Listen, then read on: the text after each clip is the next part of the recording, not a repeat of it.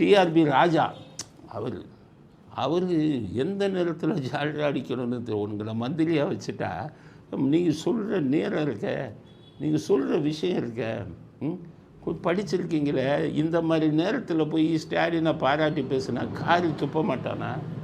உங்கள் மந்திரி பதவி காப்பாற்றணும்னா அதுக்கு பேச வேண்டிய நேரமாக அது. ஒரு அப்பாவி பையனை அடித்து கொண்டு இருக்காங்க, இப்போ போய் ஸ்டாலின் புராணம் பாடலாமா? அவங்கள என்ன காரி துப்ப மாட்டான்? கொஞ்சமாச்சும் படிச்சிருக்கீங்களா? அவர் ட்விட்டரில் போடுறாரு, ஸ்டாலின் சாரி சொல்லிட்டார். அந்த சாரியோட வார்த்தையோட இதுவே அழுத்தம் என்னன்னு உங்களுக்கு தெரியாது, எனக்கு தான் தெரியும். சாரின்னு சொன்னதே தப்பு, அயோக்கியத்தனம்னு நாங்கள் சொல்லிக்கிட்டு இருக்கோம். ஒரு உயிர் போன பிறகு சாரி சொல்கிறது தான் இதுவா நடைமுறையா அப்படின்னு சொல்லி எல்லாம் கேட்டுருக்கோம். ஒரு முதலமைச்சருக்கு அதுதானா?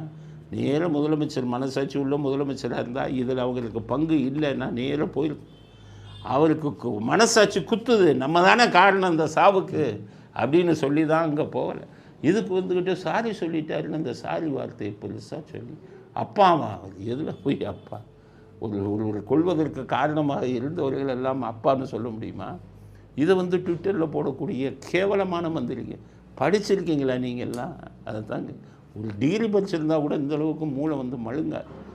எந்த நேரத்தில் எதை சொல்லுவது, எந்த நேரத்தில் உங்கள் தலைவர்களை பாராட்டுவதுங்கிற அடிப்படை அறிவு வேண்டாமா?